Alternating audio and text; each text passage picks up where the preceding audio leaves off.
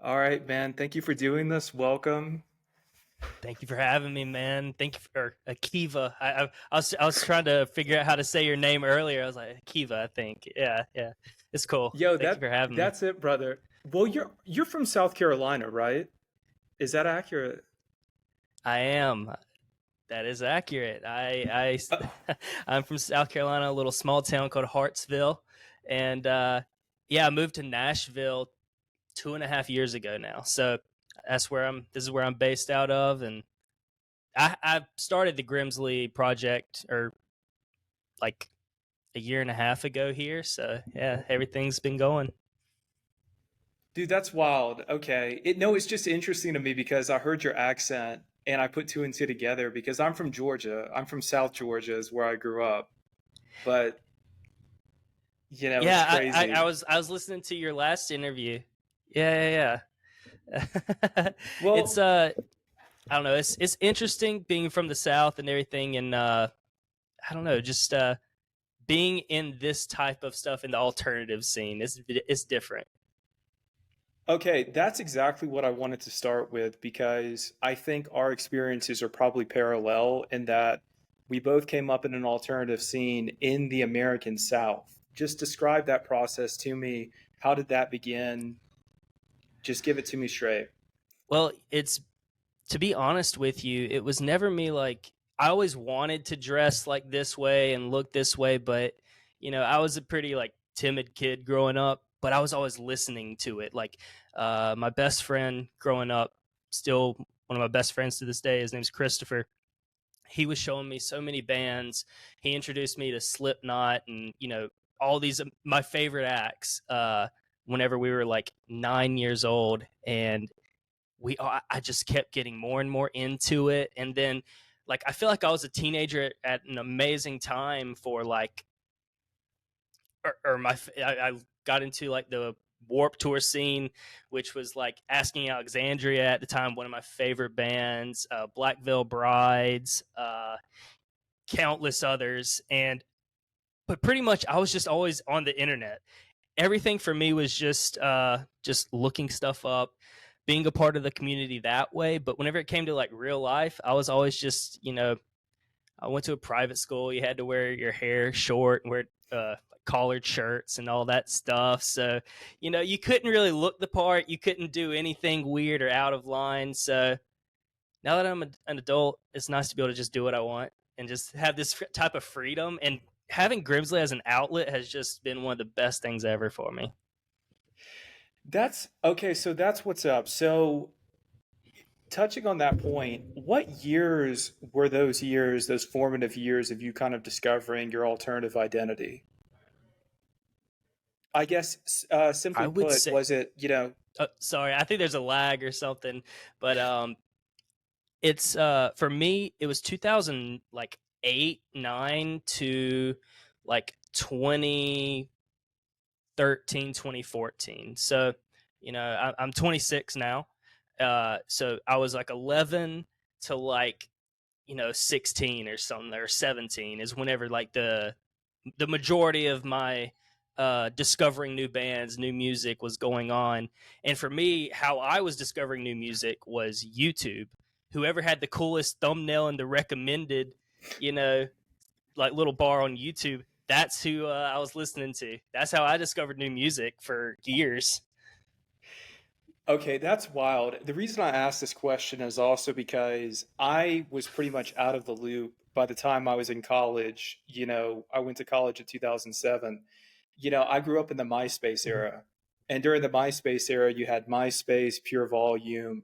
These were the ways, stylistically and aesthetically, things are exactly the same as they are now back then, but the way you discovered music. So here you are on YouTube, you're discovering all these things for the first time. But you also have a big influence from, it seems, bands like Foo Fighters, alternative rock bands. So I'm kind of curious how that came to pass as Absolutely. well. Well, the song that the best way I can describe this is the song Everlong by the Foo Fighters. Every time I listen to it to this day, it's my favorite song and will always be. it's almost like it gave me this high. And it's almost like I've forever been chasing this high to write a song that does to other people what that song did to me. And like songs like, Everlong was one of the first songs I learned on guitar. Of course, like Foo Fighters meant a lot to me. And then, but I didn't really get, and I was always into metal and stuff like that, but I loved my rock. I loved my butt rock, dude. I mean, you gotta love Hell 3 Days yes. Grace, stuff like that. Breaking Benjamin. I was into stuff Yes. like that. And it was kind of like that influenced me a lot as well, which I think that had a lot of like alternative and emo to it, in my opinion. And I also like, I love the style. I found out about My Chemical Romance. Now, granted, I came in at the tail end of their first run before the hiatus. You know, I came in their 2011 album. That's whenever I found out about them, because I saw that playing on Wild. MTV, and I don't know, I thought that was awesome. It's not one of their the most renowned albums, I guess, but I thought it was really cool. And then I discovered the Black Parade from there, and of course that did a lot for me. And I don't know, I have so many different influences from so many different places. Okay, so let's touch back on butt rock for a second because, again, being that part of the scene that you grew up in, look, butt rock was like you could not even discuss it when I was coming up. Like you were just ridiculously uncool if you listened to any of it.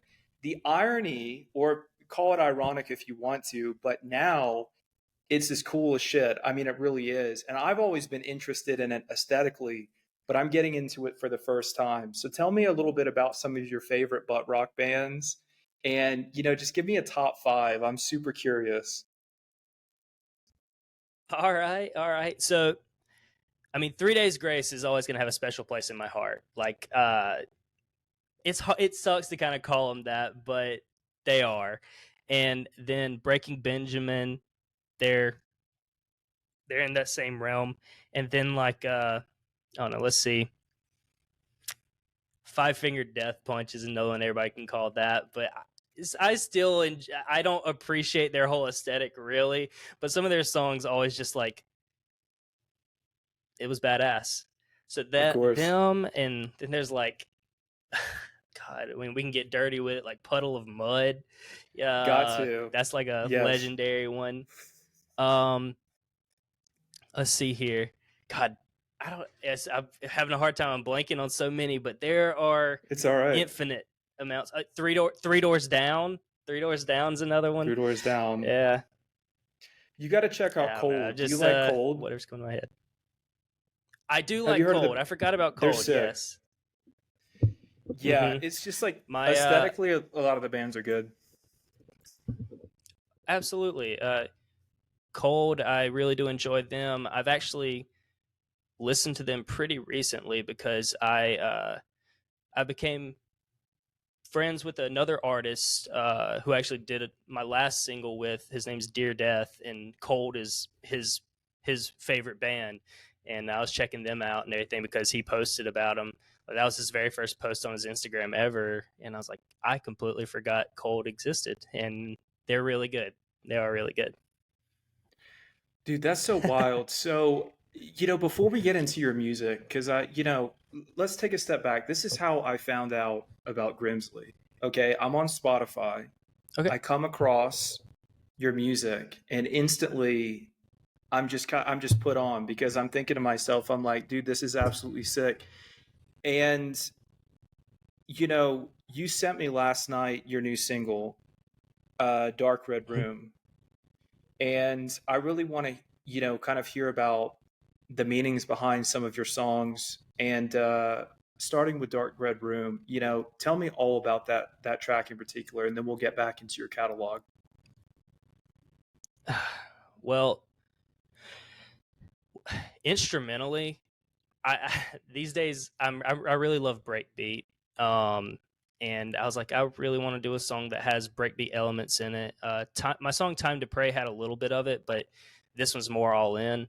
And I've been playing the game Cyberpunk 2077. I was like, what would cyberpunk rock kind of sound like? And I don't know, I kind of like just went from there.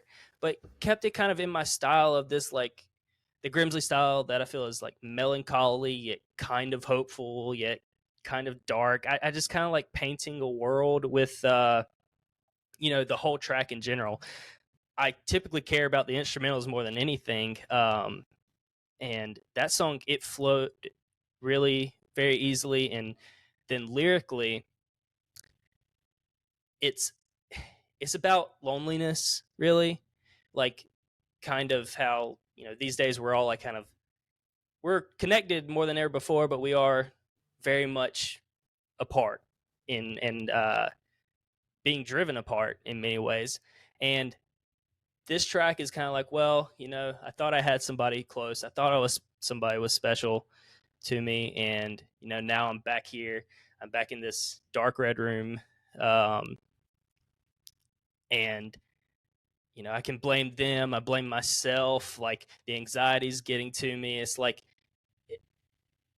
trying to go through the stages of just like being by yourself and dealing with your feelings alone without anybody to talk to. Of That's the course. best way I can explain it. It's a super, and instrumentally, I feel like I can sit here and say, oh, it doesn't really fit then what the lyrics are about, but to me it does. And I don't know, it's something that I'm proud of. There's probably a lot more that I could say about it, but I'm sitting here just I'm reminiscing on the track itself right now. It's still pretty fresh. I finished it last week, so. Well, it's excellent, and that kind of brings me to another track. So Miss Reaper, Mhm. I think that's really Yeah. what I want to touch on. Coming off of your new track, because that was so haunting to me. I mean, when I first heard it, and I don't really get transfixed on things that I hear because we live in such a culture where things move so quickly. But I'm telling you, like, when I put something on repeat, I mean, I'll listen to it 5, 10 times, and that's how I felt about that track. Like, my work at the time, I would have considered that a backing track to one of the projects I was working on, and I've definitely made a career out of heartache one way or another. So there was definitely a parallel that I felt, which is of course what compelled me to absolutely want to reach out to you. So I guess tell me about that track in particular and kind of the inspiration behind it, and because it is pretty deep. Yeah. To be honest with you, at that time, whenever I wrote it, I was kind of going through one of the most, I don't know,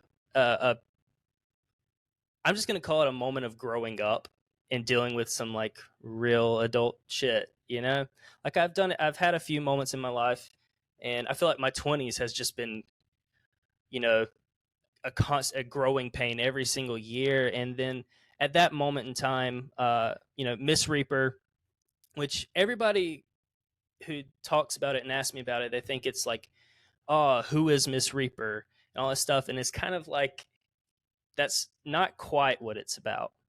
Miss Reaper is actually about like addiction. Um, it's about something coming back into your life that you thought you had gotten rid of. You're welcoming it back in, knowing it's going to kill you or hurt you or do you wrong. Kind of like, I mean, it can be a relationship, which for me, it kind of was, but the person who I kind of wrote it about, it was kind of about it was a relationship I was in. It's kind of about their battle, and maybe in me seeing stuff that I've never, you know, I haven't dealt with yet, like seeing hard drug use and seeing what that does to a person. Um, Even though, like, being sober they were sober for so long, and then they relapsed, and it was just a very scary thing. And I feel like instrumentally, it just came super easy. I mean, I always love I call them my Everlong chords. And I mean, everybody always calls me out on it, but I mean, it's true. I'm not going to deny it. It's only 2 chords. Um, but I was also like wanting it to hit harder. I wanted like a Deftones meets Linkin Park feel, I guess. And I don't know. And I put a lot of eerie noises in it that this kind of becomes something I do in most of my tracks as just kind of ear candy that adds to that haunting aspect. But Miss Reaper has been something else for me. I guess you could say I'm proud of it, and I'm also like, I don't know. It's I have my moments of just embarrassment because it's blown Why? up like it has, and everybody's got an opinion. Well, because truth be told, like I didn't want to put it out. I was embarrassed because like before I started Grimzlee, I'd never sang before, and I was doing everything myself. I still do everything myself in my. I have a little walk-in closet, and that's where I do everything. And it's just something that I wrote in there, and I had written my song "Breaking Me," and I had nothing after that. And I sent it to my friend Christopher, and I was like, "Dude, I don't think I'm gonna put this out, but this is what I have." And he said, "Dude, put it out. I promise. That's a banger." And I did, and I'm really happy that he encouraged me to do so. That being said, I mean, there's been so much overwhelming positivity that has came from it, but there's also like this is my first time dealing with like actually people coming at me, and like I went from like nobody knew me at all, not doing anything, to all of a sudden I have like my second song ever out, and it's getting millions of streams, and I'm trying to learn how to deal with people having opinions about it and about Of course. me from it, so that's been a struggle as well, but it's something that I'm learning to deal with. And I still think it's a relatively new thing because most artists haven't had to, I mean, I guess in the last 10 years it's become a really prevalent thing, but most artists for the last god knows how many years, you didn't have to worry about automatic feedback from people, but now it's like they can just get in your DMs, they can get in all your comments, and that's that's been an interesting thing to deal with so far, and I think that's one thing I've still struggled with right now. Yeah, it's been it's been a long process, but I'm coming to grips with it, and you don't have to look at everything, and there's genuine criticism in a lot of it that is valid. Um, but then, of course, there's a lot of it that's just being mean. But I really don't need to be talking so much about all the hate. The amount of love I've received, and people who are genuinely interested in my music has been insane for me. It's really cool. No, 100%. I mean, look, people will always find a criticism in anything. I mean, that's been my experience. That isn't to say that people don't have valid criticisms, but the more Mm-hmm. you put yourself out there and the more work you put out, it's just an inevitability of our society. And I wish it weren't the case. I truly do, because I think there's so much more to come of positivity, but maybe I'm just an eternal optimist. Who knows? Yeah, that's a really good way to look at things, and um, I need to be more like that. uh, I'm learning. I'm learning. Can you hear me? I can. Okay, all right. But yeah, Miss Reaper has been truly a blessing to me, and all my other songs, like I've been happy with my discography so far. It's not very extensive. It's not very crazy, but it's coming along. I have the new single "Red Dark Room," "Dark Red Room" coming out October 20th, and then the November 17th is whenever I'm dropping my full album. So that'll be Oh, cool. wow. Okay. So November the 17th is when your full album comes out. How many tracks are you looking to put out on that album, if I can ask? Around. So it will be all of my back catalog so far. So including Red Dark Room, it's 9 songs plus another 5. So it'll be about 14 songs in total. And I just want to go ahead and get it out so I can have a body of work. Um, that feels like fulfilled. It feels like you know I've always loved, or loved the thought of having like a full album. And on November 17th is whenever I'm dropping it. It's going to be 14 songs. Uh, that's the goal. Okay. There's a couple on it that are not 100% done yet. So, but that is what the plan is. But once, Red Dark Red Room, I keep calling it Red Dark Room, it's Dark Red Room, drops October 20th, then I'm gonna start the album campaign right after that, and it's gonna be cool. I'm really excited for it. I also do stuff with my band Atrial, which I've been in since beginning of college, and love that. And we're dropping new stuff as well at the end of the year, so it's like I have a lot of stuff coming up, and I don't know, this is my favorite thing in the world whenever new music is actually coming out.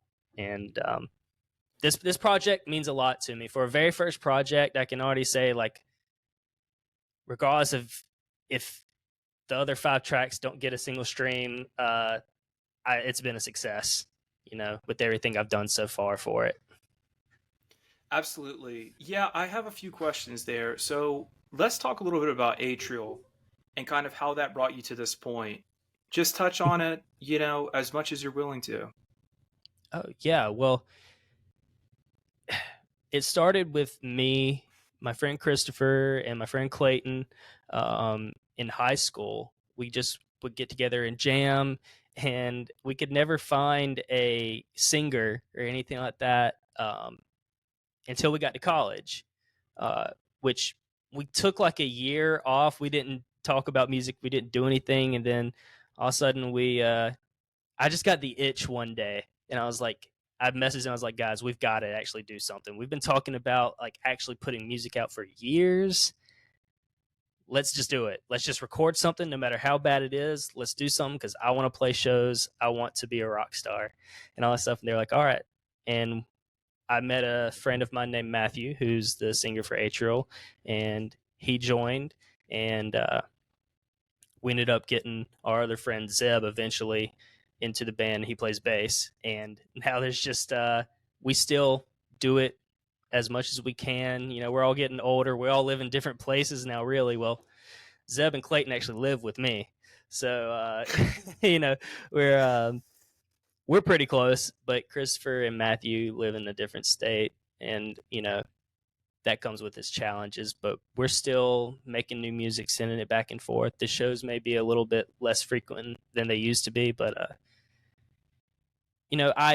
it's metal. Yeah, I guess I should talk about that. It's just straight metal. Slipknot meets Pantera meets a million different things.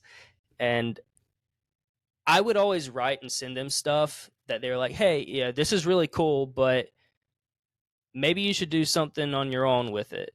And that kind of, I thought about that for years, and eventually just last year I was like, you know what? They've always told me to just do something with these tracks that I would write.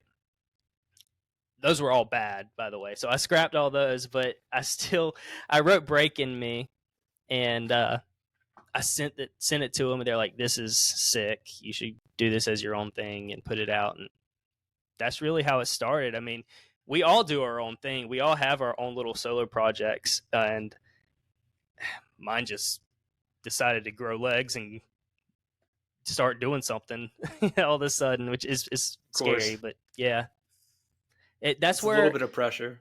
It is a little bit of pressure, but growing up in Atrial, I mean, that's how I learned to do anything musically. Like, I went to college to be in music business and to be in music, and I learned a lot there. I can honestly say I've learned the most by just being in a band, playing shows, doing all these different things, and learning how to produce, learning how to just play my instruments better, and get creative, and have more tools in my toolbox to use, learn how to market especially. And I took all those things that I learned from years of being in that band, and I was able to like speed run Grimzlee, I guess. 100%. I fully understand what that's like, and especially having to learn as you go, leverage those tools, and do everything on your own as well. I mean, to this day, I majoritively, still handle all my affairs by myself. Um, I'm interested in the ways, well, two things. I want to start in that how has moving to Nashville affected you both on a personal and professional level? Well, on a personal level, it's been a challenge adjusting to it. Coming from a small town of 5,000 people, it's relatively small, to Nashville, this is a big town to me. I mean, it's not New York or Los Angeles, um, but it's dealing with all that and so many people around, and the city life really. And I you know, I work downtown Nashville, so that's crazy to go from like doing this to like all of a sudden being downtown and like in the city. And learning how people function here is very different. Like, there's a whole lot less like, you don't really get personal with people here or as much as you do like in South Carolina where I'm from. I mean, it's not everybody knows everybody. It's just kind of you put your head forward and go on about it. But I still enjoy it. But on a professional level, I mean, I came here and I'm doing exactly what I set out to do. I wanted to do music and work in the music industry, which I do a little bit.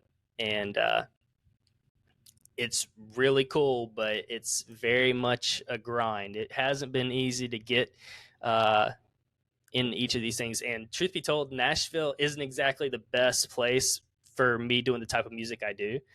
There is a scene here for sure, but it's not very big. It's not. It is mostly the country stuff. Hmm. But isn't that kind of wild? Like, I'll preface by saying, okay, so I can empathize with you. I was born in Atlanta, but I grew up in this very small town, right? Leesburg, Georgia. That's where Luke Bryan is from, is where I grew up. So I understand the dichotomy, and I have tremendous respect for him. That said, I moved to Los Angeles after college, and I ended up spending a lot of my time in various other cities, including Mexico City, which is actually where I'm at right now, hanging out. That being said, I get it. I totally get it. So that fascinates me. But don't you see a lot of these alternative, and people call it rock and roll, but it's not rock and roll, right? I mean, I don't even know what that is anymore. The alternative roots making their way, or I should say, the alternative inspiration making its way into country now. Like, you see the way some of these guys are dressing and acting, it's on a whole different, like, what's your take on that? Um, to be honest, I mean, I dig it. I like stuff like that. Like I'm guessing you've heard the artist Hardy. Um, I haven't. have Tell me about you it. haven't Hardy? Mm-mm. He's huge in country music, but he made his last album was half country, half just rock. And whenever I say it's rock, I mean it's rock. Like it's straight up stuff from like the mid 2000s, like Papa Roach and stuff like that. But he is a I'm with huge that. country artist, and he's a really good songwriter too. So I'm not like super into country, but I know all about what's going on in it. But Hardy has a lot of that influence. I mean, Morgan Wallen even is one of the biggest artists on the planet right now. His biggest songs are really country, but there are some songs off of his newest album that are have some alternative feel to it, and a lot of the, I guess, a lot of trap also like influence, which is crazy, but it's country is taking notes from every genre right now and simplifying it and making it its own thing. Well, dude, it's nice to see because, look, when I was growing up, there was such a dichotomy between guys like us who were part of everything was so siloed. You listen to this music, you dress this way. Granted, I had lots of friends who were in the more preppy scene, listen to country music, cheerleaders, etc., but they had their own Yeah, wave. So to see same those here. two, yeah, to see those two bleeding into one another, I mean, it's very nice. It makes me feel like that cohesion finally took hold that I wanted to see for years. But I guess my question for you is, do you think that is partially or majoritively due to TikTok? Yeah. Oh, without a doubt. I mean, there's even a I had never heard of it before TikTok, so I'm saying it's from TikTok. The genre y'alternative, you know, it's country meets alternative, whatever. And that's a thing. It's a lot of country people who dress a certain way or closer to what like we do. And I guess with my accent, I'm just kind of stuck in that genre forever. There's no getting out of it, regardless of if I'm just want to be or not.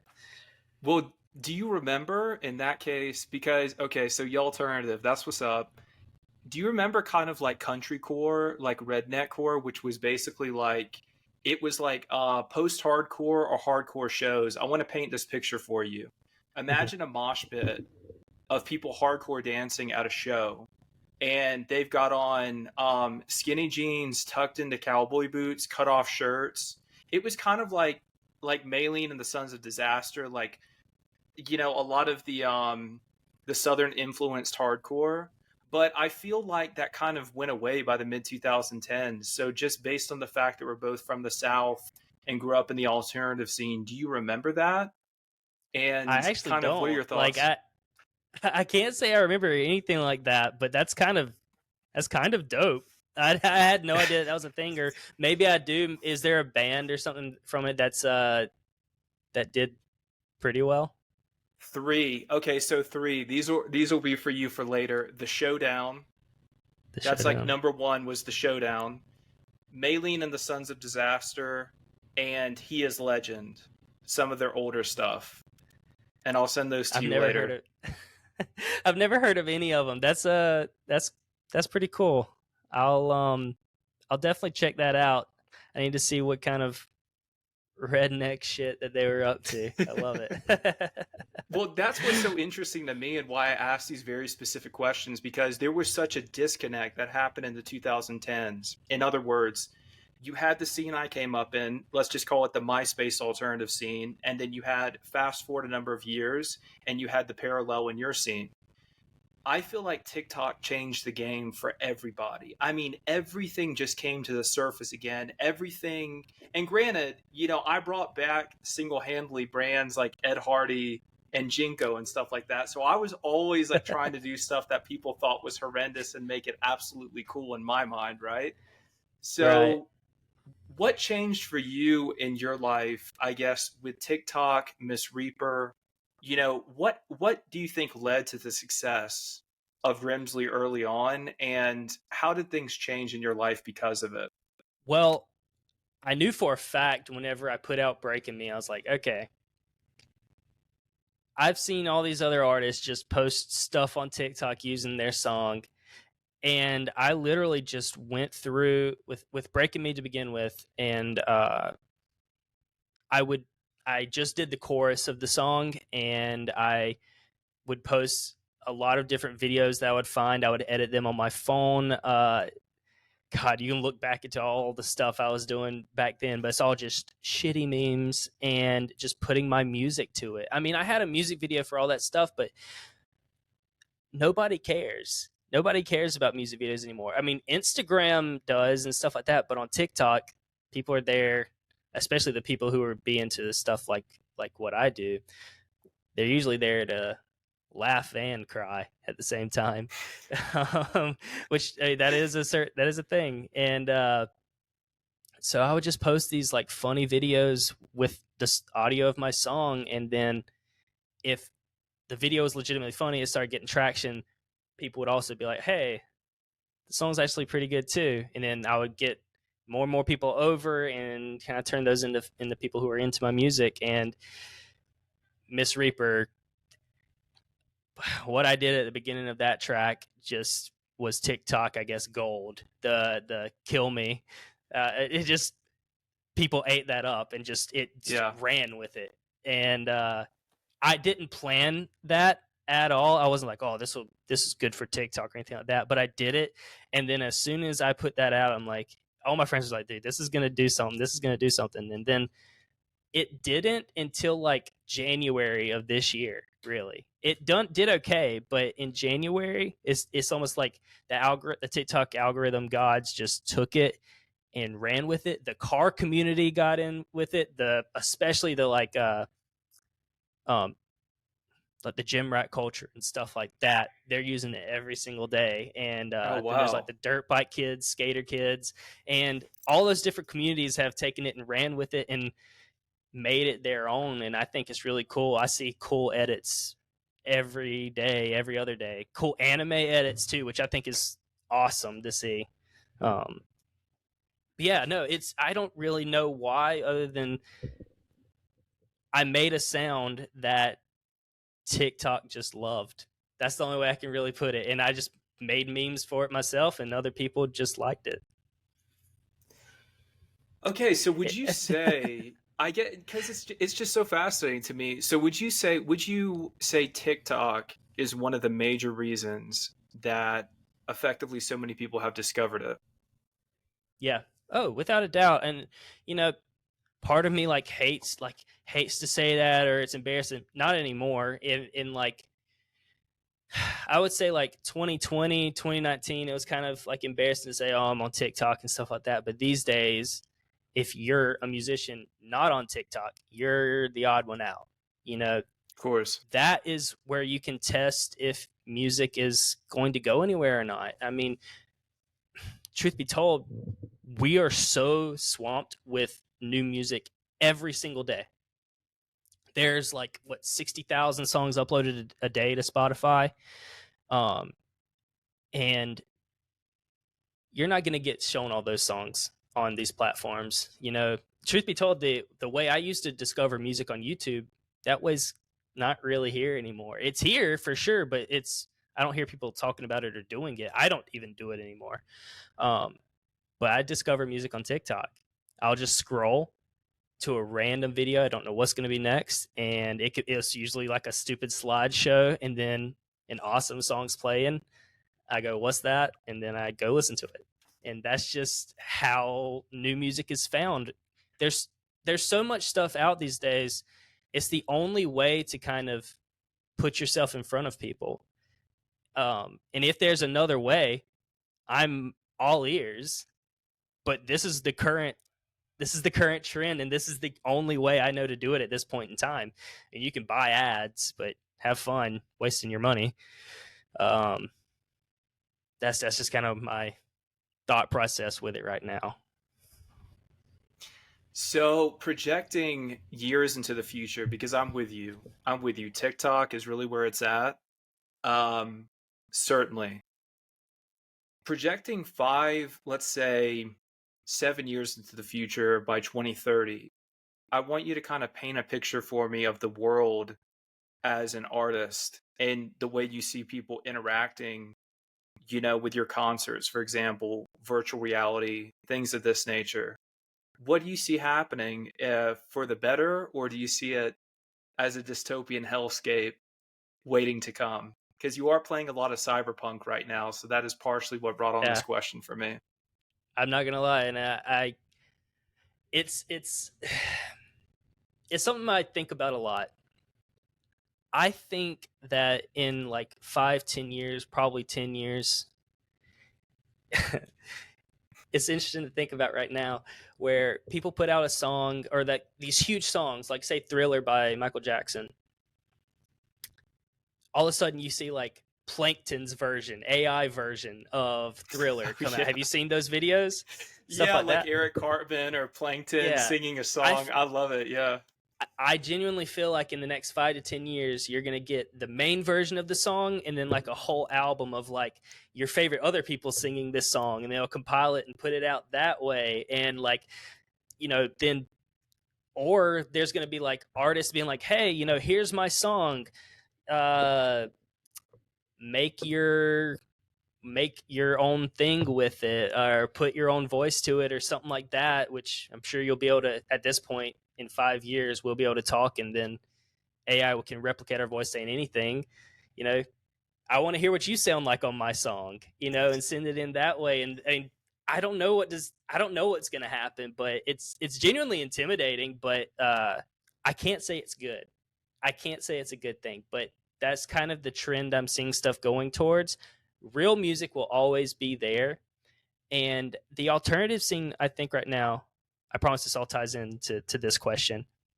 Please. I feel like it's popping off a lot harder, like because it's not pristine. You know, like my songs, I mix them all myself. I don't know what I'm doing.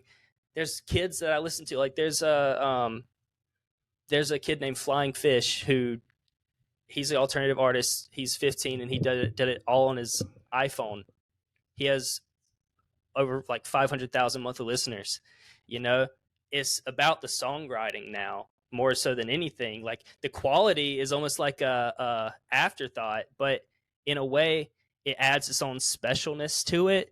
For the longest time, it was always like, oh, you got to have like the highest quality like recordings. Yeah, sound the best. And right now, if you think about it, even with any other genre like country, especially like uh, Richmond, north of Richmond guy is like most of his albums were on an iPhone camera. So it's like I feel like right now it's kind of like we're reverting back to like it's going more about the songwriting than it is about, you know, making this high quality pop stuff or anything like that, which I find refreshing. Um, and I hope that there will always be that in the future as years go on in 5-10 years, that there will always be like the real feel, you know, of a good song that you know came from the heart, regardless of how many Plankton AI versions of the song there are. Like you will hear that original and it will stick out, and people will love it for that. So that's me holding out hope. Well, that's an optimistic take. But look, dude, it's always about the work. I'm with you. I love the fact that things have become so authentic that you could literally just yell and you could scream into your iPhone and people are going to dig it. And I mean that in the best way because I remember when I first got into fashion. Okay, going back to 2007, that's when the DSLR camera really popped off. Everyone who had one was like, "Well, I have the best camera, therefore my work." I was like, "Hold on a second." When I first started getting into fashion and all this other stuff as a parallel to what you're describing, I just used the crappiest quality disposable camera I could find at CVS because it reminded me of just like the early 2000s and just going to, like car shows and stuff like that. So I was like, oh, this is perfect. It'll look like shit, but that's exactly what I want, that analog aesthetic. And we're talking like 2015. So fast forward to now, when you have all the technology you could possibly want at your disposal and you're saying, no, man, it's about the art, it's about the work. I admire that so much. And I think that's something else that comes through in Grimzlee is just that authenticity. You hear it, you connect with it, you sense that, and overproduction be damned. Like that is not even, I think, relevant. And going forward, it's going to be crazy, right? Because people are going to be writing songs about, you know, the next emo song is in 7 years is going to be about their android, cat girl girlfriend, which is totally, It probably you already know, is. with I'm sure AI, that's already been made. exactly. Yeah, yeah. But So I don't yeah, know. it's well, that aesthetic is like my favorite type of aesthetic. You're talking about the real like the grungier the better in my Yeah. taste, or for my taste. Like I've been calling things like I like a lot of like PS2 core is what I've been calling it. It's like you know, exactly, or Matrix core, just green, Yeah. just gross, just kind of grunge, and like I don't know, stuff like early 2000s is kind of the vibe right now for the alternative scene, at least for me it is, and I take a lot of influence from that time frame. Why is that, do you think, like Gen Z in particular, because I'm a millennial, right? And even though Hmm. there's so much parallelism between Gen Zs and millennials, especially if you work in anything creative, like it's a constant ebb and flow. Why do you think Gen Z is so fascinated with the early 2000s, having not grown up in it? That's honestly a great question. For me, like on a personal note with that, like I did grow up with like the PS2 and everything when I was real young, and like so all of that is like nostalgia for me, Hmm. and I loved it then, and revisiting it now, and like you know the things I thought were cool then, they really were cool. Like now that I'm an adult, it's like yeah, that shit was cool. Like playing Tony Hawk's Underground and stuff like that. That was grungy, and all those the soundtrack to like those games definitely inspired me. And I maybe it's kind of like an older brother core type thing. It's like older That makes brothers sense. like Yeah. or like showing their younger siblings the type of stuff that they were into. Like probably people my age or who had younger siblings in Gen Z are just like, hey, this was pretty cool, you should check this out. And maybe that's what that is. I don't know. No, that's a good take because that's an aesthetic on TikTok too. You've Yeah. seen it. Maybe they show the room. It's like when you go to your older cousin's house and you see the way they Yes. have it set up, this video game console, these CDs. And dude, I was always okay. So the early 2000s for me, I was super young and I was Hmm. playing PS2, GameCube, Xbox, but I was getting stuff from people I knew who were older. I was getting their music, for example, bands like Death by Stereo, things like that. Hmm. And but my coming of age was more like 2006, so I was in the prime kind of under oath MySpace years. But I remember having my own nostalgia, and then of course looking to the guys who kind of grew up in the CKY Bam Margera era, Right. what Oh their yeah. nostalgia was, because you mentioned Tony Hawk's Underground. What? Oh, yeah. Yeah, talk Viva to La me about Bam. that a little bit. Viva La Bam still, like, to this day, it played a big impact on me growing up. Jackass, Viva La Bam. I was so into it. I mean, I grew up in a, we are from the Bible Belt. You know all about Yeah. that. I mean, my parents were like, I grew up in a very Christian household and everything, which my parents are awesome, but they weren't exactly stoked on that type of stuff. So I didn't really get to truly enjoy it until I was a little bit older. And, all my friends would always talk about, oh, I love Viva La Bam and oh, I love Jackass or Wild Boys. And I don't know, I got to watch it a little bit older when I was like maybe 13 or something like that, 13, 14.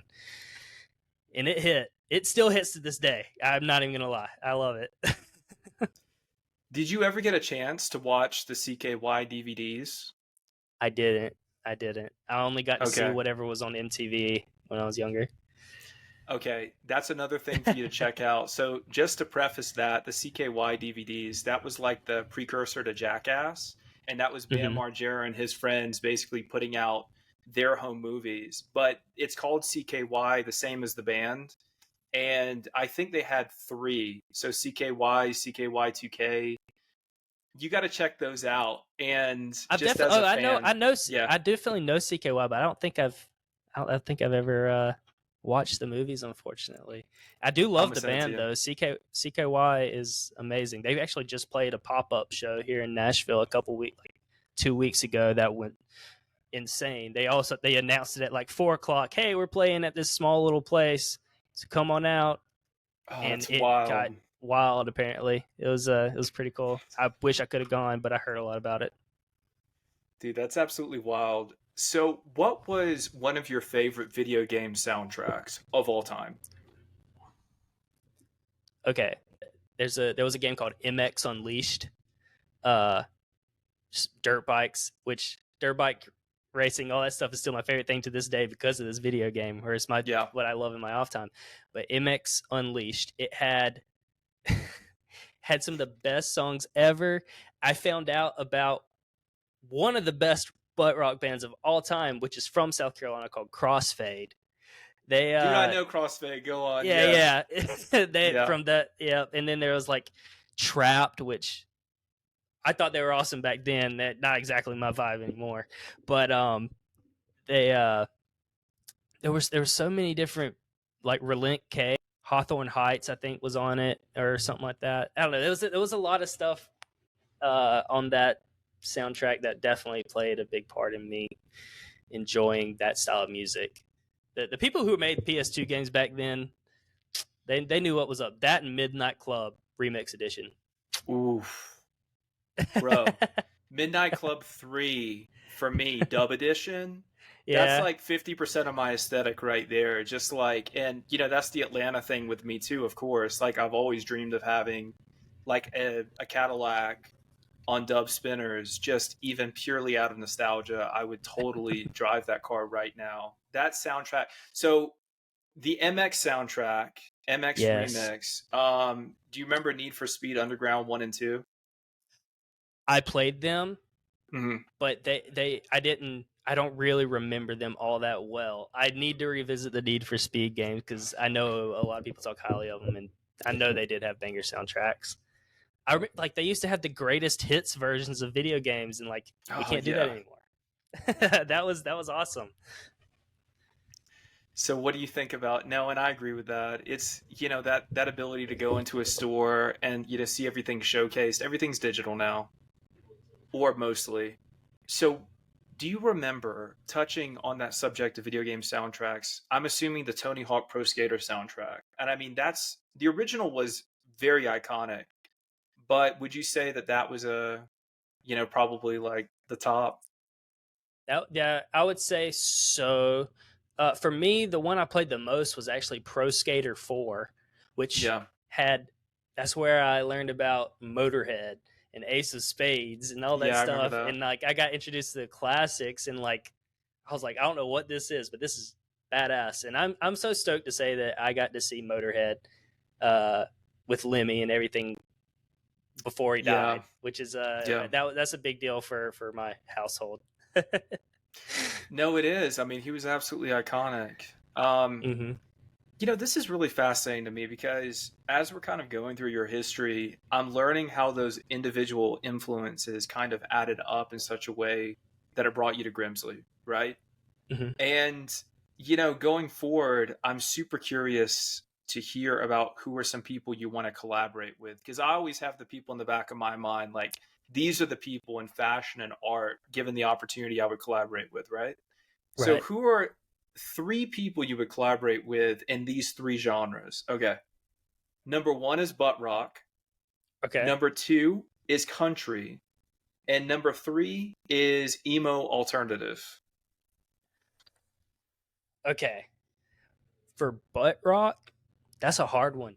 I Now that I think about it, I mean, I feel like me and maybe Breaking Benjamins could do something cool.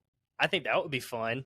Uh, them or if Crossfade could ever come back, oh my god, I'd Yes. love to do something with them. That would be every bit of nostalgia for me to just it'd be perfect.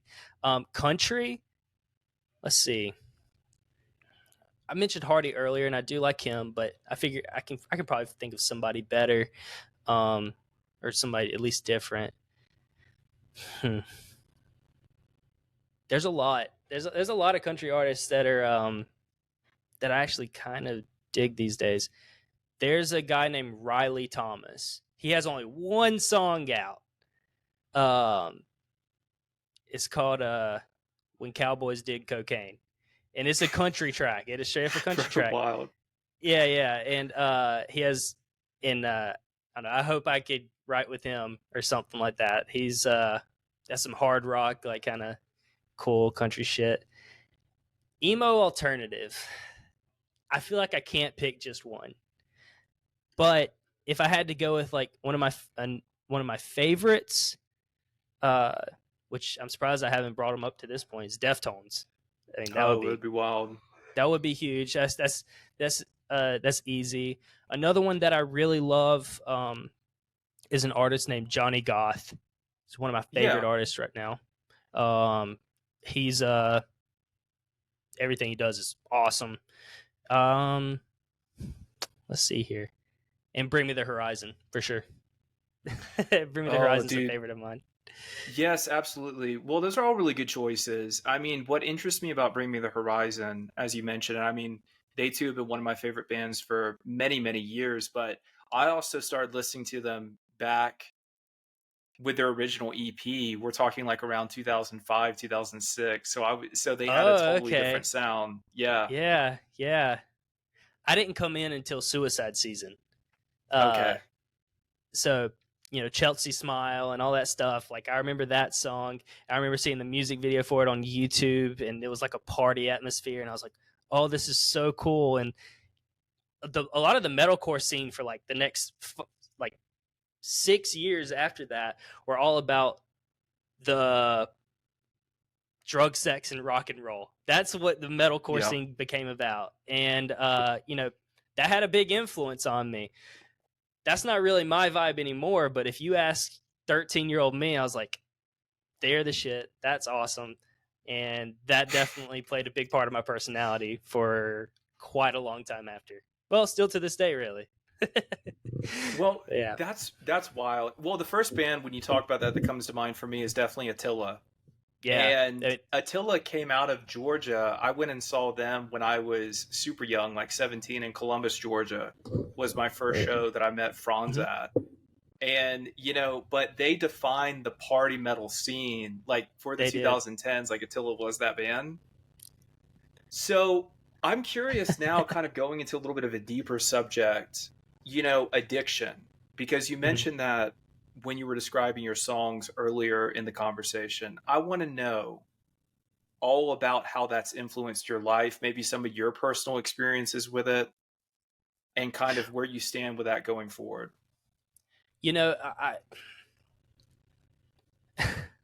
I've been very thankful whenever it comes to like substances or anything like that. That's not an issue or anything like that. But I have like had other people in my life who have dealt with some of that, and really, I mean, I'm thankful that I didn't really deal with that whenever I was younger or like a teenager, but as an adult, it's like I've seen it a lot more, and you see a lot of it come to light, and some people you didn't even realize had a problem. Just some people that I used to play baseball with this kid whenever I was in middle school. Well, he just overdosed, all this other stuff. And it's just kind of like, drugs are just a sneaky thing, and substances are. And, for me, it's been like, relationships, you get so involved with somebody, you get, addicted to a person. And I feel like that's where a lot of my music kind of does stem a lot from. Like and a lot of it is me maybe making up a version of them in my head that's better than they really are, and maybe that a lot of it comes from that, and or maybe I was duped into thinking they were away whenever they weren't. But Grimzlee's definitely been my outlet to kind of speak about that. Like my song "Smile" was about somebody very special to me that things didn't work out. It's just like, well, I hope they're doing well. I hope they're doing better. I guess these are the things you have to say, to move on. And but really, like last year, whenever I kind of was around somebody who was dealing with that, going and picking them up from like a halfway house and stuff like that. So after it had happened, to talk with them, like, what happened? Why'd you do this? All this stuff. It's like, I mean, there's no real reason for it. It's something. Addiction is crazy because you're never cured. It's something that kind of will haunt you forever. Like, you never know, like whenever you could relapse, and because the person I was talking about, she was 3 years sober, and on the 3-year anniversary is whenever it all came unraveled, and that was so just it did a lot to me mentally, and it kind of broke me in many ways. And seeing somebody go through that, and then truth be told, me not having the heart to stay around because I wanted to save myself, because I was scared of what road. I was scared that they were going to be gone one day, and that fear was terrifying, and it's definitely something that I've tried to relay in my music. Like my song "Mistakes" is another one where Yeah. what that was really about. We all make mistakes,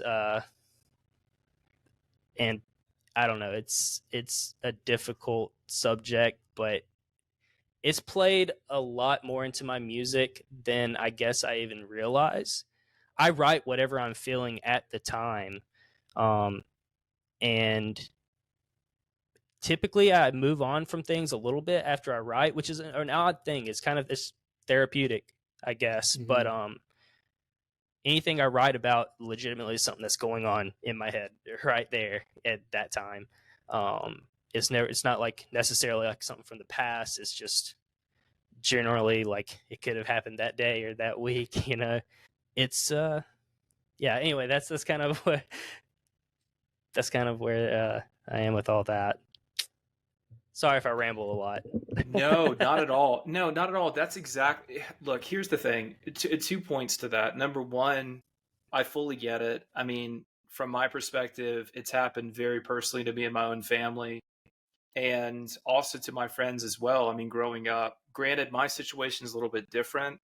I've been straight edge my entire life, which Hmm. leads me to have like an element to a degree of objectivity where I can Hmm. really zoom out and say, hey, you should do this, you shouldn't do this. I'm not going to interfere, but this is my opinion. Ex girlfriends, things like this, who've struggled with various forms of addiction, maybe alcohol, things like that. Never being able to find that consensus where the two people meet and say, hey, look, we're here for each other. We're not going to allow these substances to break us apart, because you know how it gets, with people who are addicted. But Hmm. that was my experience, so I definitely hear what you're saying on that. And number two, I agree with you that you can become addicted to people. I think love is maybe one of the greatest vices, and people will never call it that because people like to view love as this, it can be the currency or is the currency of the universe when you think about it. Remove all nation states and currencies, that's all you have. That communication between people is love and compassion, right? Without Hmm. getting too, esoteric.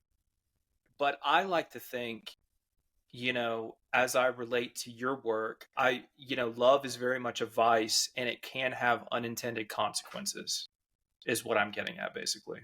It can, and if there's any part of my life that I have been had the most trouble with, it is that it's the love aspect, it's the relationship aspect, and that's kind of what I know. That's where my hardships have came, and now I haven't had like crazy things going on in my life. I haven't like lived a hard life or anything like that. I'm very fortunate, um, but a lot of my stuff comes from this anxious place. I don't know how to explain it. It's like Hmm. overthinking so many different things. And like, you fall in love and then you're like, "Oh, well, do they mean it?" Or like do they like, you know, what are they doing? They don't they're taking longer and longer to respond, oh, there Hmm. it goes. Then there is that aspect of it too. It's like and it's silly stuff, but it is stuff that does play on your like your mental well-being for a little bit. Of And course. um and I don't know, love is hard. I am not the person to ask about the what or dude, what is love, or anything Of like that. course. I am the worst at it, but I do talk about my issues that I have had with it in my music. And so, what do you think in your music? Because you talked about that anxiety, you touched on love, all of these sorts of themes. What do you think is the one theme, kind of the common thread in your art? What is that? And I know you can't reduce it down to one theme, nobody can, but what is something that you see yourself coming back to all the time in your art, thematically? Personally, for me, like it's that there is oh, this is gonna sound so edgy, but there's beauty and there's beauty in whatever pain that you felt, and you turn it into something. And you know, there is good that can come of whatever terrible thing that's happening. You know, hopefully sometimes it's as simple as just like, you know, a lesson learned. But and with my music, it's how do I say it, it's like my music is very very melancholy, but I still want there to be a, I feel like I leave a sense of hope at the end of it a little bit, you know, Hmm. melancholy yet hopeful. That's the way I've always been, or I've always talked about Grimzlee. It's like it's very kind of sad, but there's still like a fun element to it. Um, the lyrics are not very bright and happy, but when the whole soundscape of the songs isn't the saddest thing in the world. Um, so I guess that's where the Grimsley theme comes in. You know, it's Of course. there's something hopeful, even if it's just the instrumental. Um, there's something hopeful or something hard hitting, impactful. You know, that's going to come from it. I understand that perfectly.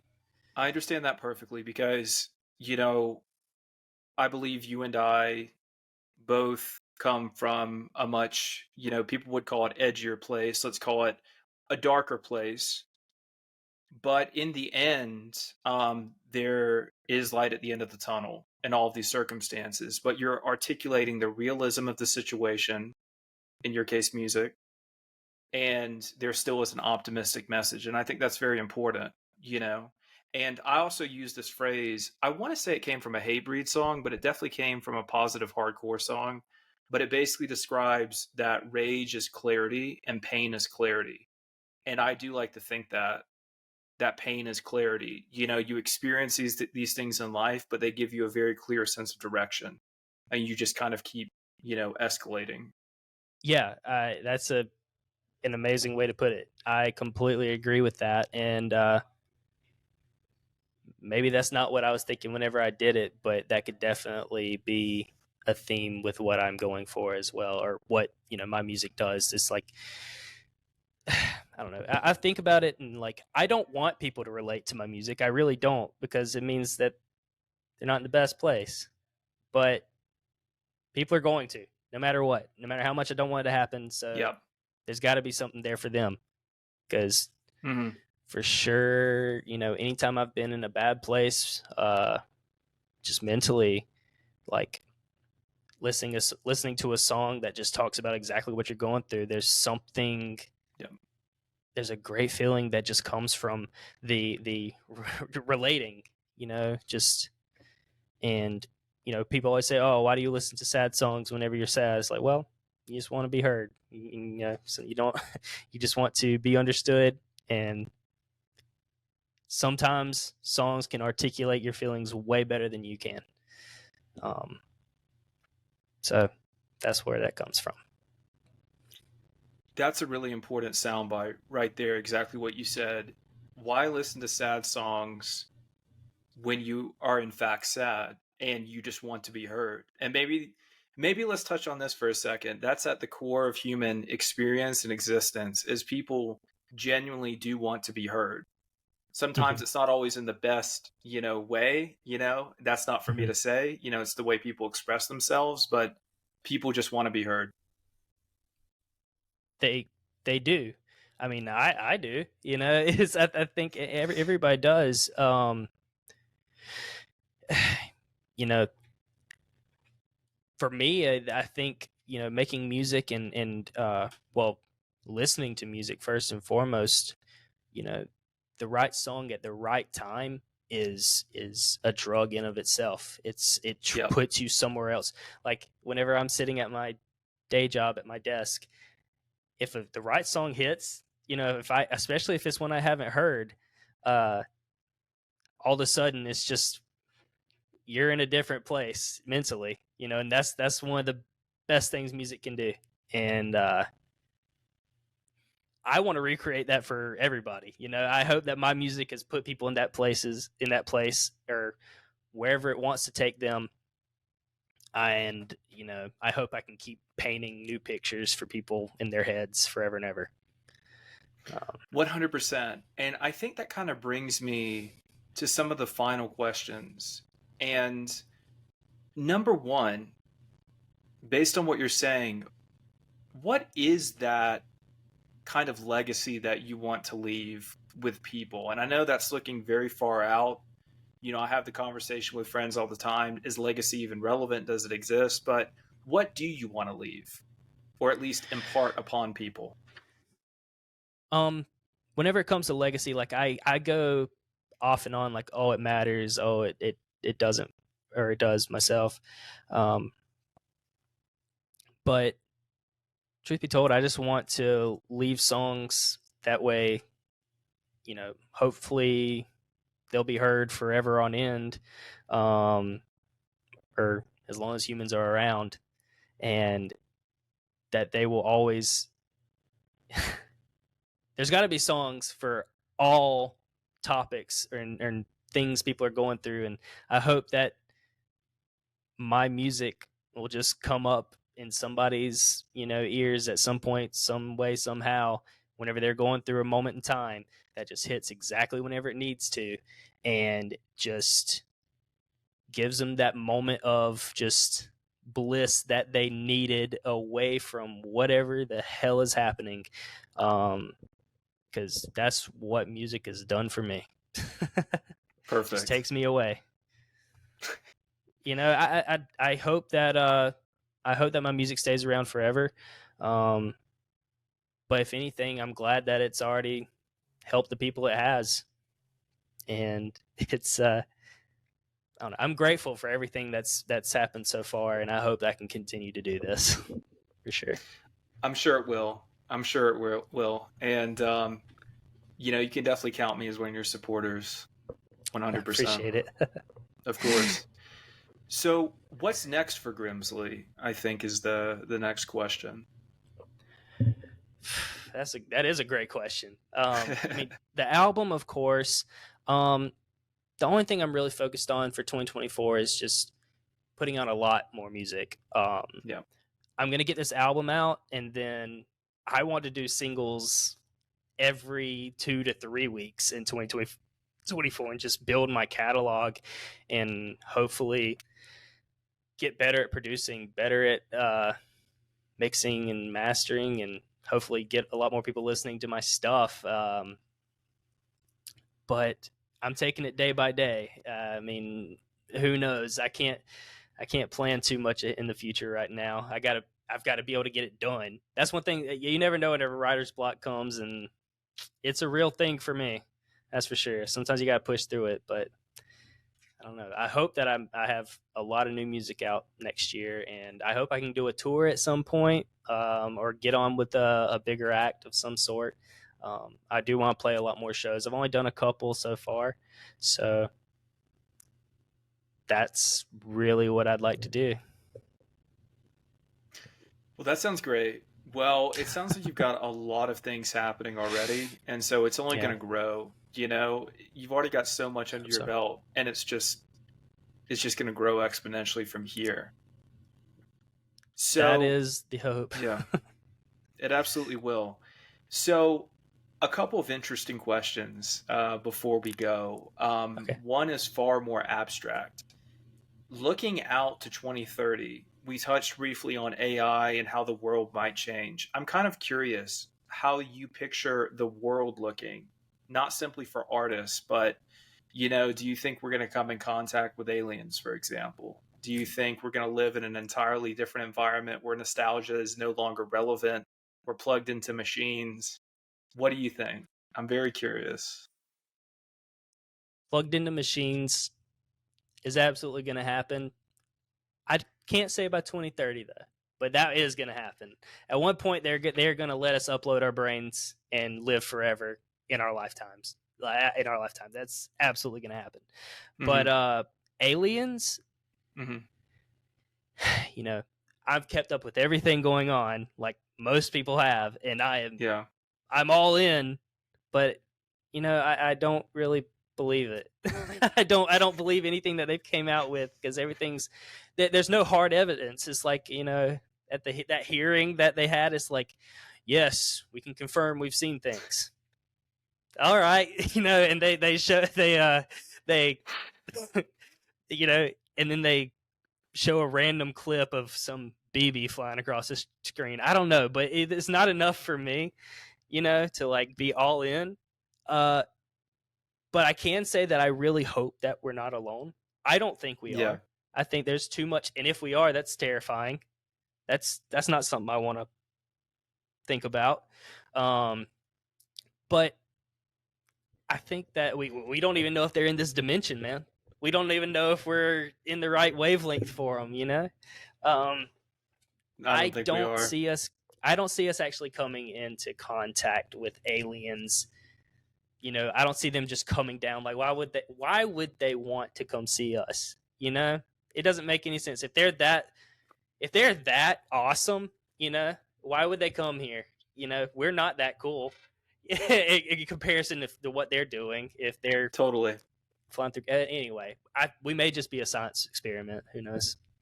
No, I want to continue with this a little bit. I think the same. I mean, there's one train of thought that we're just living on a farm and they're effectively our zookeepers. Okay, that's one train of thought. On the other hand, it's kind of like, a lot of other people think perhaps, they find entertainment in us, we're not as evolved. And they just come to, it's like, a drive-in movie theater, effectively. They just kind of zoom in and out. There was like an episode of Rick and Morty like about that or something, or it's been a thing where they just like watch us on TV, which I don't blame them. I'd watch this too. I mean, I think it's interesting. But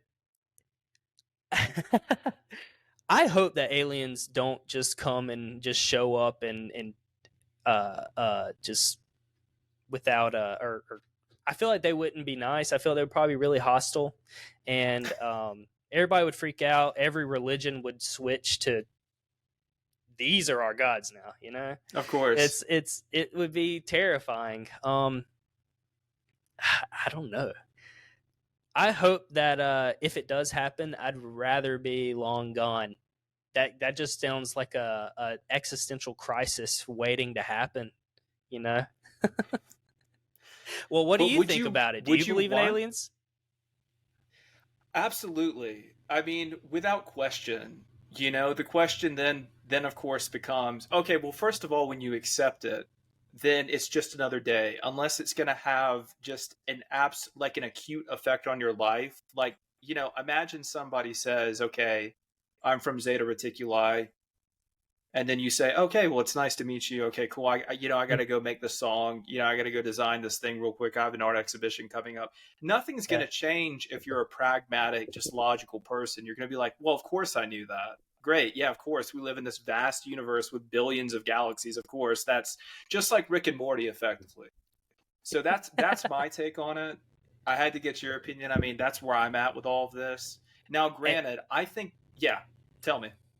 No, I was just gonna say, like, if aliens are real, I feel like there's, God, this is gonna just dive right in. Then I believe like the multiverse is real. Like all this stuff, all these other, like, there's a whole world of things that I don't think I can ever fully wrap my brain around. But it is fun to think about. I'm sure there's, I don't know, if there are aliens, they would probably have a lot to show us and tell us that we're not ready for. Because it's one thing to know that they're real, but what do they know? What exactly. what are they about to tell us that do we want to know? Do we want to know what's out there? Because truth be told, that means we're probably the smallest fish in this huge pond of stuff that we were not aware of.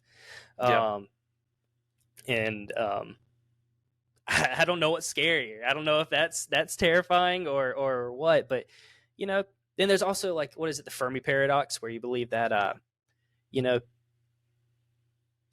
other life probably did exist, but it's been so long that they probably don't exist anymore. It's being at the right time or living forever and no no life form will ever do that. I don't think. Humans will go away at some point, at least I believe. Yeah, or at least just be transitioned into a brand new kind of species, first hybridized with machines being the first step. And then from there, who knows what we'll I become? Maybe mean, we'll become pure we're already there. consciousness. Yeah, exactly. I mean, that's kind of, I don't know, man. Well, first of all, as we talk about emo, as we talk about, these darker themes, it's sadness, but it's optimism. It's a juxtaposition, right? I like to think with regards to extraterrestrials or interdimensionals or what have you. They say, look, there is something beyond your comprehension, but just know it's good. Initially you're going to freak out. This is going to be beyond your realm of comprehension, but then they might say, but look, after this world is a world of pure energy, is this brand new form of consciousness. So I'm optimistic that even if it all just kind of came falling down like a Jenga set, that at the end of the day, we'd find a new way to live. That's just my optimism. But what do you think? I mean, part of me, I want to agree. Like, I don't know, you hear so much about like people who come back for like DMT trips and stuff like that, where they have like those types of feelings that, they get told by the machine elves that everything's okay. Yep. There's this peacefulness and this love, because I mean, that would be awesome if that's the case. Maybe things wouldn't be so bad in whatever is next, but it's hella terrifying to get there to that point and trust it. But I don't know. I've never experienced that, but part of me would love to see what that's like. Just experiencing what these beings are that are just that's next. Because God, don't they say like whenever you go to pass away that it releases that in your brain? Correct. Yeah, and maybe that's the portal to heaven. Maybe that's Exactly. or the portal to whatever's next. We're just conscious and going back, and oh dude, we can sit here and get on this for sure. But I don't know. I've always like had this thought and theory, which it's not something that's brand new. It's an actual theory. I don't know what it's called, but it's where we're all like a piece of God. Um, have you heard this theory? Experiencing consciousness through everyone simultaneously. Like, in other words, Yeah. we're just one piece of the puzzle. Yeah. Yeah, like God, God, is living out every single case scenario of what he's created. And that's why like people die very young. That's why people die very old. People die tragically. People die peacefully. He's living out every single bit of the human experience or just the life experience that he created, and maybe that's us going back into it. That's going back into the pool, or whatever. That's incredibly meta. Yeah, I'm sorry. I know it is. No. That's perfect. No, honestly, the deeper and more transcendental you're willing to get is fine by me. But no, that's crazy to think about. I would like you to expand on that a little bit, because it's like, that is a bit frightening, right? Because that makes us feel like we are video game avatars for a higher dimensional being. Well, we may very well be. I won't ever know. But I'm hoping that I've been gifted a pretty good video game experience, and I hope that it keeps on going that way. But I don't feel like, for me, going down that thought path is going to do me any favors, because I don't feel like there isn't a meaning to life. I feel like you have to make your own meaning, and I know a lot of people get caught up in that thought process and they're like, oh well, nothing matters, nothing does this and that. It's like, well, this is all you got, make it mean something, regardless. I don't know. It's intimidating to think about that, but I don't know, man. I'm sorry I took us down this path. No, that's perfect. I mean, a lot of my work personally does focus on abstractions of the afterlife and what that could be, the Hmm. significance of life, the insignificance, a sense of humility, but it does Hmm. focus on the afterlife and my belief in it, which is very much a yes, that there is a transcendental realm beyond this realm of existence, because nobody knows what this is. No one knows Oh if yeah, this is in fact a simulation. Now, I don't think it's same here. like a simulation in the video game sense. I don't think we're literally living in a computer generation, though we could be, but we're definitely living in a holographic projection, you know, to some degree. I think scientifically. We very well could be. I mean, like, did you see? Do you know who Lex Friedman is? Yeah. Well, he just did like a whole like metaverse interview with Mark Zuckerberg in his newest one, and it was like hyper realistic. And it's like, wow, that's something we're doing right now. Like that's Yes. that's getting one step closer to like just being there's just another human, an AI human becoming a thing, or just if we can make that, then something could have made us, and then you can just keep on going down that rabbit hole. And that is, I mean, that's terrifying, but I think that we will get to a point where we will be able to create something that's pretty close to this. And Yeah. I don't think I completely agree with playing God. I Right. think that's not a realm I want to ever see happen, but people will try. Well, certainly. Absolutely. I mean, do you think even well, that brings an interesting question, because people will always try to do things that have traditionally been reserved for a divine power, be it giving life, artificially, or be it extending the lifespan, things like Mm-hmm. this. But with the rise of artificial general intelligence, so not AI as it applies to our work, but just an artificial general intelligence that can think as well as any other human on the planet, and then an artificial super intelligence, which of course is an order of magnitude greater and just keeps improving. What are your thoughts on that in the general sense going forward? I feel like once that becomes a thing, I can only hope that it's regulated, Mm-hmm. enough to where it's not going to be demented, or it's not going to be something that is here to kill us all. Mm-hmm. Because I mean that's what all the movies are about. That's what they warn us with, scare us with all the time.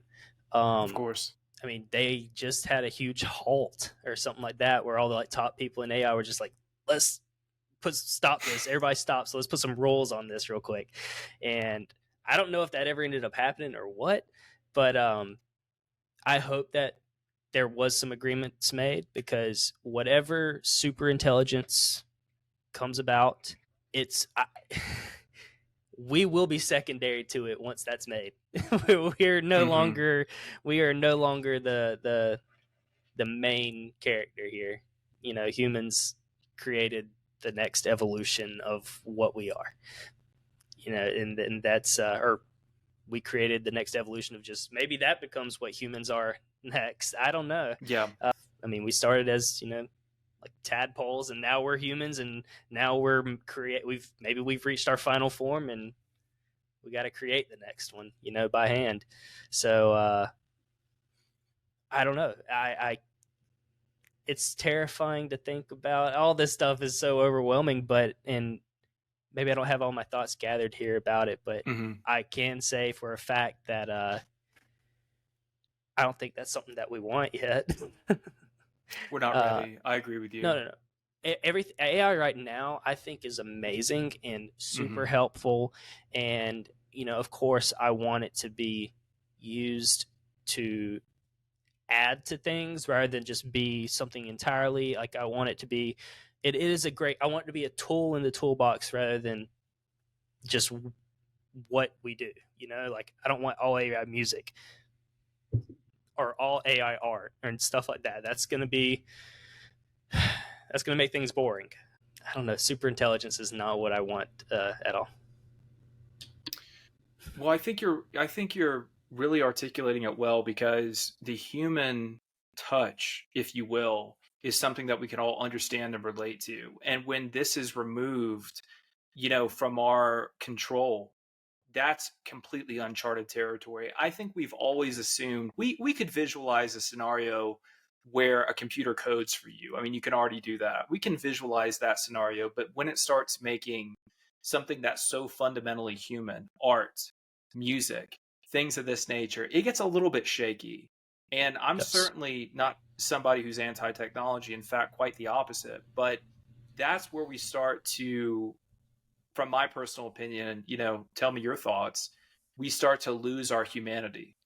That's when I think a whole new generation, we talk about the MySpace generation, TikTok generation, that's a whole new group of people who we won't be able to recognize as part of our human society, that just are merged from day one with machines, basically. Yeah. Maybe we'll stay separate. Maybe, or maybe we'll integrate in an interesting way, but we will always be secondary to them. But Yeah. like, it's a huge trend already to like slow down the usage of like social media and technology. Like, people are wanting to go back, people are wanting to, like, it's a huge trend. Like, anytime I click on YouTube or go on TikTok, people are talking about, slowing it down. Let's let's not get on social media so much, or delete your social media. Which, to be honest with you, I love the thought of that. But, Hmm. I mean, you're an artist, I'm not able to, because I make music, and the only way for me to get heard is to have it. So I'm kind of stuck in this rough situation where it's like I have to be like super involved and into it and be addicted regardless of if I want to be or not. Of course. Because I want my music to be heard more than anything. Um, so I guess that's a life sacrifice I'm willing to make. Just be on social media, be that connected, and see everything, even though it's terrible for my mental health. And Yeah. you know, breaks can be had and should be had, but I feel like we probably, in the next 5-10 years, going back to that subject, I think that there will be a whole lot more people uh, going back to easier ways of living, before socials. I think people will be getting off social media more and more, and taking a full break will be a much more normal thing. Or because this is all still really new. Like, I mean, me and my parents talk about this all the time. Like, they cannot help me at all, because how are they supposed to relate? They never had social media. They weren't Yeah. always connected at all times. Like, my mom tells me, like, I'm so sorry. Like, I don't know. Like, I can give you some advice, but truth be told, I don't know what you're really dealing with. Um, and I don't know. Maybe AI will be able to tell me what to do. Maybe an AI will come about, and I can make an AI Grimzlee and let him run that stuff, and I can just make the music. Maybe that's how I can do this. I don't know. Probably. I mean, technically, well, look, I mean, even Chat GPT is a good resource right now if you need Yeah. somebody to talk to about these concepts. I mean, I get it. There is a generational divide. It's the same Mm-hmm. for me with my family. It's very Mm-hmm. much an individual journey you're on at the end of the day. And you have to kind of learn and grow, and that's just part of the process. Don't everyone knows it, doesn't really want to experience it, but once you do, it's kind of a sigh of relief. You know how to navigate a lot better. Um, Yeah. but I think it's an interesting final segue in our conversation because at the beginning of our conversation, we were talking about analog aesthetics, nostalgia, and things we were drawn to. And then we went all the way into AI and futurism. And you're discussing now this tendency or this need for people to disconnect and even form maybe communities where they say, look, we need a break from all of this. It's great, we have access to everything at our fingertips we could possibly want: people, food, transportation, everything, better than any time in history. But we need to take a step back because it is doing no favors for our human, you know, nervous system. Yeah. I mean, exactly. It's we're going to get more and more connected, regardless of if I want to or not. Like, Yeah. and there's a whole nostalgia, for the early 2000s, stuff like that, because it was almost like the right amount of technology. You know, like Okay. we were like it was like you would get online for like an hour. If you were on MySpace and stuff like that, you would check everything and then go to bed. I mean, you might be able to text or something like that, but you weren't like, oh man, I saw that they seen my message 4 hours ago. They're not responding, or oh, why have they opened my Snapchat? Or like, don't like I know they're on their phone, you know. Mm-hmm. So it's maybe just thinking about a simpler time, which I think that's all nostalgia is really at the end of the day, and that's where my nostalgia really comes from. This is the first time I'm ever really having it. Like, I can think back on my teenage years and all that stuff, but truth be told, it's like the early 2000s were just a really cool formative time for me. And I got to experience childhood right before all this stuff happened. Like, I was a teenager Yeah. really whenever social media really hit. So Mm-hmm. I can only imagine what children these days, I think they're calling them like Gen Alpha, I think. Yep. Like they're going to be on a different level. Like, in many ways they're going to be behind, but in many ways they're going to be way ahead of us. And I mean, it's all just scary to think about. But I think whenever it comes to thinking about just the whole nostalgia thing and why I look back on that time frame, I think it is just because it was a simpler time, and it was a time I fully enjoyed everything. Like, it was I don't know, it was formative years, and just the art was cool, and I don't know, I guess fashion comes around and stuff like that. Trends come back around in waves, and now is just that time for this. It was Well, also our thoughts yeah. of the future then. I apologize. It was also like No, please. everybody was always talking about the future stuff, making like all these, I don't know. It seemed like the future was a big thing in the early 2000s. So like, oh, we're in the 2000s now. It's a big deal. And That's true. yeah, anyway. No, but I think those 2000 styles actually articulated the future better because if you remember the 2010s, it was very minimalist. We got rid Yeah. of a lot of those design elements that were very extravagant and basically screamed in your face. For example, the iMac, the late 90s iMac model was a very futuristic design. Things became more minimalist, but eventually there was a return to form. Now people are like accepting futurism from a design perspective. Like that I think Y2K is not only has it come back around, but it really is articulating a future. We realize it articulated the future in a very like prescient way. Like it was like, oh, this was right. We actually didn't mean to get rid of everything and become so minimalist that we didn't have an identity anymore. Like this was good. This was enough. Yeah. Yeah. I mean, that's true. I mean, there's a lot of stuff that was horrifically ugly, thinking about like what my parents would dress our house in at the time, and Yeah. the ugly wood cabinets and all that stuff. But whenever it comes to Yeah. technology then, and video games, and just like culture for, the younger generation, it was like, I don't know, it was cool. It was really cool. It's like I think this may be a bit of a hot take, but the Matrix, Please. I think, did a Mm-hmm. number on all of culture then, and, Mm-hmm. and that played into that whole futuristic thing, and that's what a lot of video games did. A lot of like music and stuff from that time was kind of like inspired by that. So yeah, it's interesting to think about. No, it is interesting to think about. I think to your point, it's just maybe the thread in this conversation as we've dissected all of these different eras is, humans crave connection.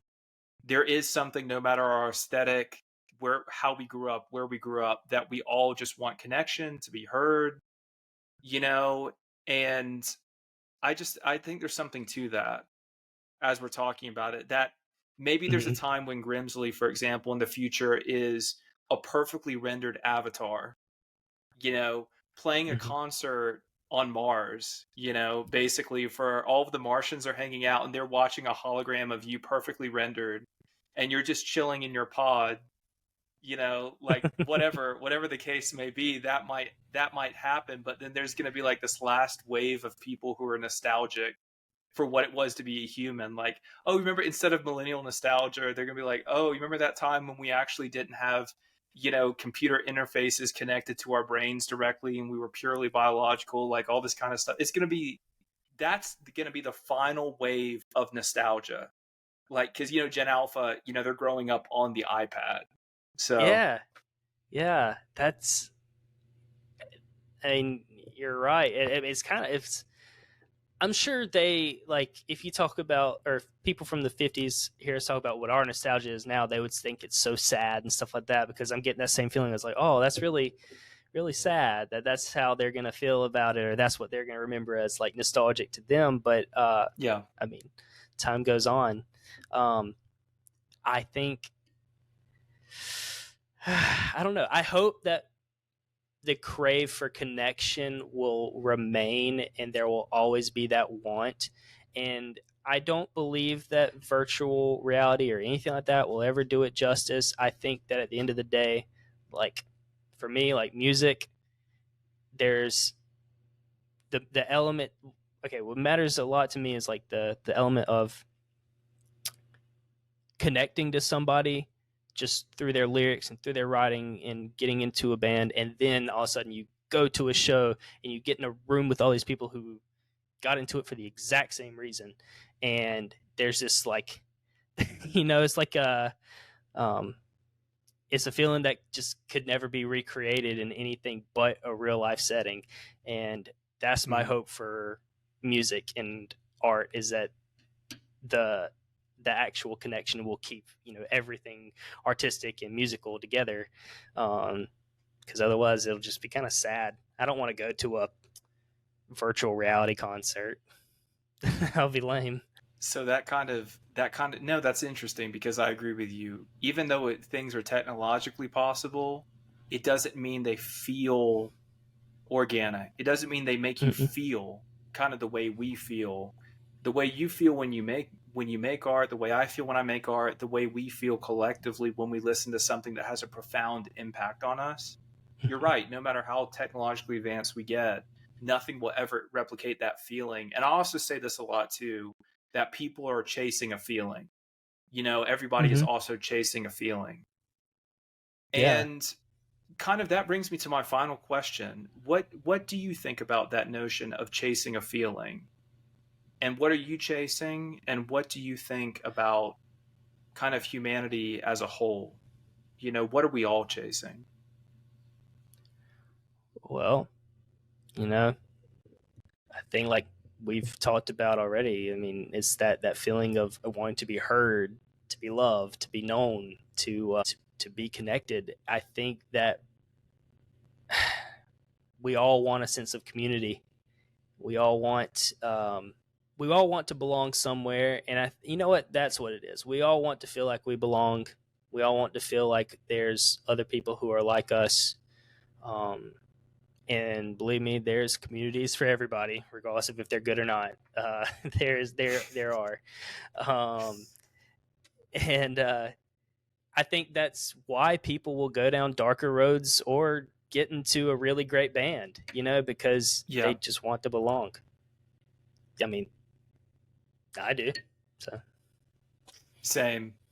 Well, I think everything you're doing is absolutely amazing, and I think that's a perfect place to end it. I mean, I'm going to be listening to all your work going forward, and I'm going to send you some things, some redneck hardcore that I think you'll do it, appreciate dude. because of I how want we to both hear it. grew up. Well, man, 100%. and I look forward to it, and hopefully I'll go on a tour, and you know I'll come close to wherever you are, and I'd love to meet you, man. That'll be awesome. We'll get it done, brother. We'll find a way to collaborate. Well, thank you again, man, and have a great rest of your night, man. I appreciate you. You too. Thank you, Akiva. Of course. Thanks, brother.